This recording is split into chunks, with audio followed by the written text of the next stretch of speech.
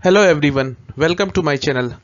दोस्तों, आज हम डिस्कस करेंगे DIC-GC बिल के बारे में। इसमें बैंक डिपॉजिट पर 5 लाख तक की राशि इंश्योर्ड करने की बात कही गई है। दोस्तों, सबसे पहले हम जानना चाहेंगे DIC-GC क्या है। दोस्तों, यह RBI की एक सब्सिडरी है। यह बैंकों में जमा हुए पैसों पर बीमा कवर देता है जब बैंकें अपने जमाकर्ताओं के पैसे लौटाने पर विफल रहता है। यह सभी प्रकार के जमा खाता जैसे saving, current, recurring, fix deposit पर बीमा कवर देता है। यह राशि मैक्सिमम 5 लाख तक होती है, जो कि हर एक खाताधारक के लिए उपलब्ध होता है। अगर किसी जमाकर्ता की राशि 5 लाख से अधिक होती है तो भी उसे 5 लाख ही मिलता है। दोस्तों, अब हम थोड़ा हिस्ट्री की देखेंगे कि आखिर DIC-GC की जरूरत क्यों पड़ी। 1948 में सबसे पहले बंगाल संकट के बाद इसकी जरूरत महसूस हुई।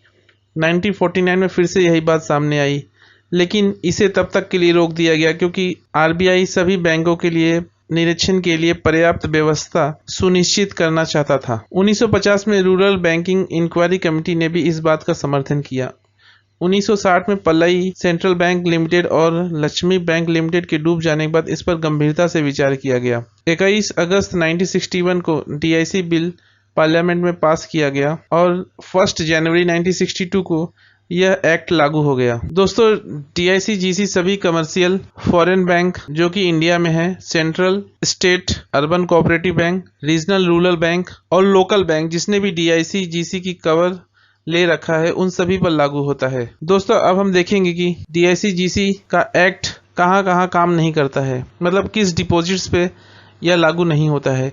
सबसे पहले नंबर पर है डिपॉजिट्स ऑफ स्टेट और सेंट्रल गवर्नमेंट, उसके बाद deposits from foreign government, state land development bank depositing with the state cooperative bank, उन पे भी लागू नहीं होता। इंटर बैंक डिपॉजिट्स पे लागू नहीं होता। Funds that's are due on account of India and deposit received outside India, उन पे भी लागू नहीं होता। और funds exempted by the corporation with the previous approval from RBI, उन पे भी लागू नहीं होता। दोस्तों, यहाँ हम देख सकते हैं कि इंश्योरेंस लिमिट जो कि पहले 1500 रुपये थी, वो धीरे धीरे बढ़कर 5 लाख हो गई। प्रीमियम रेट्स जो कि पहले 5 पैसे लगते थे, वो आज के टाइम पे 12 पैसे लग रहे हैं पर 100 रुपीज़। और इसी तरह प्रीमियम इनकम जो कि 2013-14 में 7,312 था, वो धीरे धीरे बढ़कर 2019-20 में 13,234 करोड़ रुपए हो गए। दोस्तों, प्रीमियम का पैसा बैंक ही DIC-GC को देती है और डिपॉजिटर्स को इसके बदले में कुछ भी नहीं देना पड़ता। अगर प्रीमियम का पैसा टाइम से नहीं आता तो उस पर 8% प्लस बैंक रेट के हिसाब से ब्याज भी देना पड़ता है। दोस्तों, अगर बैंक में मोरेटोरियम लागू हो गया है, इसका मतलब बैंक की एक्टिविटी पर RBI ने रोक लगा दी है, तो भी यह कानून लागू हो जाएगा। पहले के 45 दिन मोरेटोरियम रखने के बाद से लेंडर्स सारे डिपॉजिटर्स क्लेम को DIC-GC के पास सबमिट करेगा। कॉर्पोरेशन इन सारे क्लेम को रियल टाइम में प्रोसेस करेगा।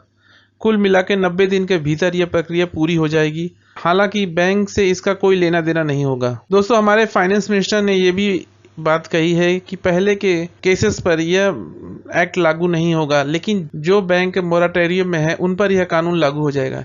इस हिसाब से PMC बैंक, यस बैंक और लक्ष्मी विलास बैंक के डिपॉजिटर को इस कानून के आने से फायदा होगा।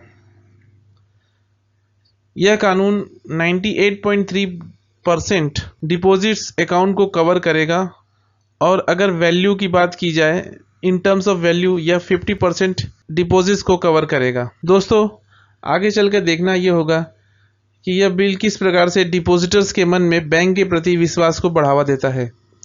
दोस्तों, इसी के साथ हम वीडियो को एंड करते हैं। आशा करते हैं आपको ये वीडियो पसंद आएगी। धन्यवाद।